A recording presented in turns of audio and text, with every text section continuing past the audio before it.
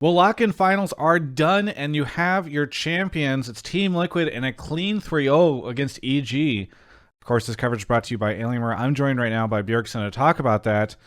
Bjerg, I feel like going into this, people thought that EG were the favorites, and people were really hyping them up.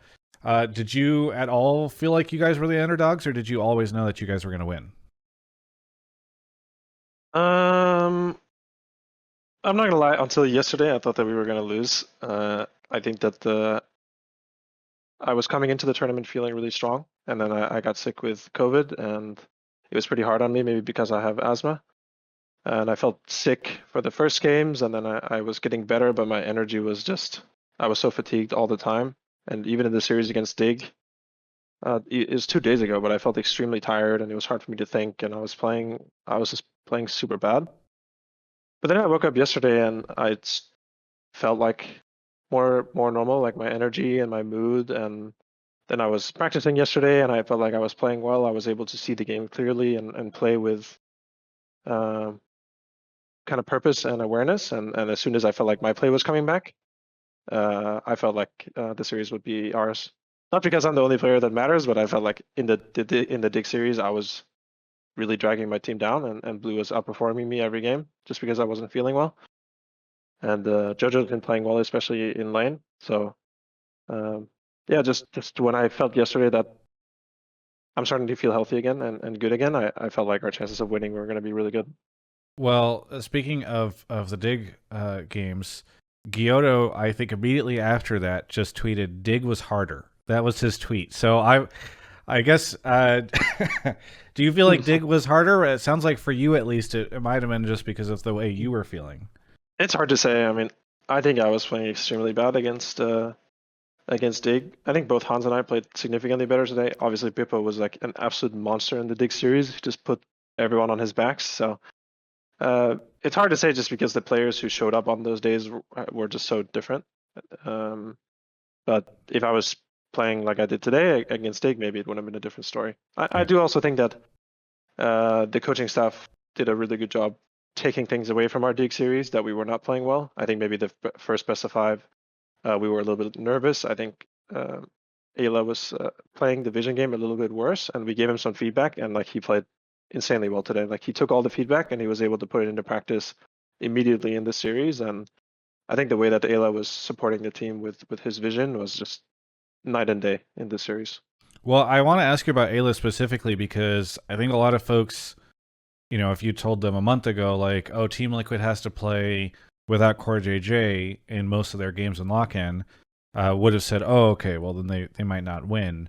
But it seems like you guys have a really solid team, even with Ayla. So what was it like playing with them? And I guess, do you think that the team is in a much worse place without Core? Still, especially given how well Ayla leveled up. Obviously, everyone knows that Core was the player you wanted to play with in the offseason. So I guess what's it been like having this different lineup? Yeah, I mean, I think it's always unfair to be compared to Core because Core is just so good. I mean, I got to play with Core only a little bit because we've been playing primarily without him. We played a little bit with him in the beginning, but obviously in terms of the team play and the map play, Core adds a lot that Ayla doesn't just through his sheer experience. So, but I think Ayla just as a support player, playing his lane, playing his champion, playing around Vision is absolutely an LCS caliber player. But of course, he doesn't have the same level of experience and leadership that Core brings, which I think you could tell in some of our earlier games when we didn't have Core, and also I wasn't really feeling very well. We weren't very synced up on the map, even against Dig. A lot of the mistakes that we were making were taking outnumbered fights and not tracking the enemy, or just not being on the same page. And I think that's something that Core helps with a lot. Um, but playing with Ayla has been really enjoyable. I was a bit nervous because I didn't know much about Ayla. Like I didn't know if it was going to be a significant downgrade, but after talking to everyone at TL, they had a lot of faith that Ayla is absolutely an LCS caliber player, and I learned that very quickly too. I mean, it must be kind of nice because, at least based off the results of this, and I know people are going to be rolling in their full rosters soon, but even with a sub, you guys are the best team in LCS, quote unquote, at least today. So I don't know if that makes you feel any more confident, or if you feel like you'll be able to maintain that even in a world where core's stuff takes even longer.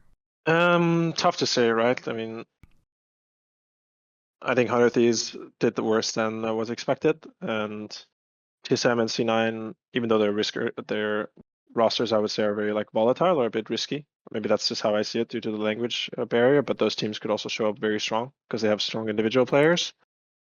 But of course, it feels good beating EG, who's the team that really started strong and got their entire team here and got their entire team in person and able to practice. Obviously, we're still not in person with the team. I haven't even seen before Hans in person yet, but now that I'm healthy, hopefully that will happen soon. Yeah. Well, I'm sure it'll be cool for them to see you. Hopefully, you guys can celebrate sometime this week. I have to ask you a little bit about Jojo because he's kind of the new hotness. Everybody's positioning him as, the NA faker or whatever. And he, I think, has had a lot of confidence over the course of this tournament. Tweeted things like, "Not going to drop a single game." After playing against you in an interview with myself, he had said that he felt like you didn't do much, and he had tweeted something like, "This is your goat," or whatever. I hadn't played League for an entire week because I was so sick, and I still did okay. But of course, I didn't play as well as I usually do. And then, I mean, he probably didn't know that, but that just feels bad for me, you know. Yeah. He's like, yeah, he didn't do much, and I'm like, yeah, I was struggling to even get out of bed at that time. So. Well, do you have any words for him now that you turned around and kind of you guys were able to 3-0 them? No, I think it's really tactless to just talk shit after you win, but I do think that his laning is very strong. Like he's showing a lot of promise in terms of his laning phase and his champion pool diversity. I think like his team fighting and map movements can still improve, but I mean it's his first year in the LCS. I think it's obvious that the guy has a lot of potential and he has good players around him. Inspired and Vulcan have until today they've just been murdering every support jungle on the map and just playing amazingly and doing really well to set Jojo up for success as well. Like even in this last game where I was playing Zillion into Silence, my lane was going very well, but Vulcan and Inspired were just making it impossible for me to even get XP for a long time. So I think if he continues to improve on some of those aspects like team fighting and map play, he has a bright future ahead of him for sure. I know we're running low on time for the interview, but I do want to ask you one last question, not related to today's games at least. A good friend of yours, who's been a mainstay at TSM, just left. He announced his departure. Not just Max, who we spoke about a little bit before the interview, but also today Parth announced that he's leaving, and there's been a pretty big response from TSM fans and LCS fans, etc., about his departure. I don't know if you have anything you want to share about your time working with Parth, because we don't know what he's going to do next or whatever. So there's some people who I think some TSM fans that were like, "Oh, it's time for somebody new," So I don't know if you have anything that you want to say about your time with him. Well, at this point, I think of Parth a lot more as a good, like, lifelong friend than a coworker or someone that I have worked with. I mean, we did have a lot of success working together as player and coach, and slightly less with as player and GM. Yeah. But every time Parth was coaching, we were always doing well, and our relationship have had their ups and downs. But I cherish him a lot and his friendship, and I don't know if he is planning to stay in esports or not. I think it would be a loss for the esports community if he decides to do something else. But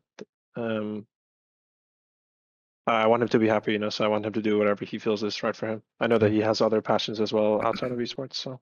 Well, I really appreciate the kind words from you about him, because I know a lot of people, I think, are sad to see him depart TSM and hopeful that he'll stick around. But as you said, hopefully he does something cool as well. I will miss Scoutmaster 9000. Or is it 5000? I don't know, but I think it was 9000.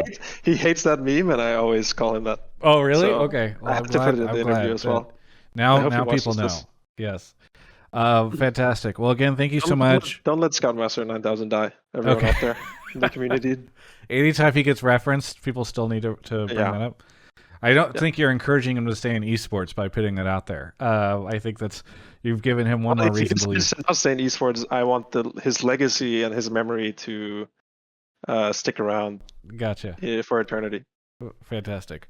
Well, thank you so much. Maybe I will see you. I don't know the last time you got a haircut, but I'm in need of one, obviously. So hopefully, we'll schedule against each other, and maybe I'll see you whenever I go to get mine. Okay. Fantastic, Bjerg. Thank you so much for the interview. For everyone else, you can check out the rest of my coverage of all things LCS right here on my YouTube channel. It's a new year, which means it's a new you, which means maybe you need a new computer or a new monitor or some new accessories. There's a bunch of cool stuff that just got announced, actually, that Alienware's coming out with soon. But right now, why don't you do me a favor and celebrate the new year by doing something maybe I've asked you to do before on a couple of occasions, which is to click the link in the description below and head over to alienware.com/Travis to take a look at all the awesome stuff over at Alienware's website, where you can pick up something swell to get ready for 2022. Thanks to them for their support and their sponsorship of our content.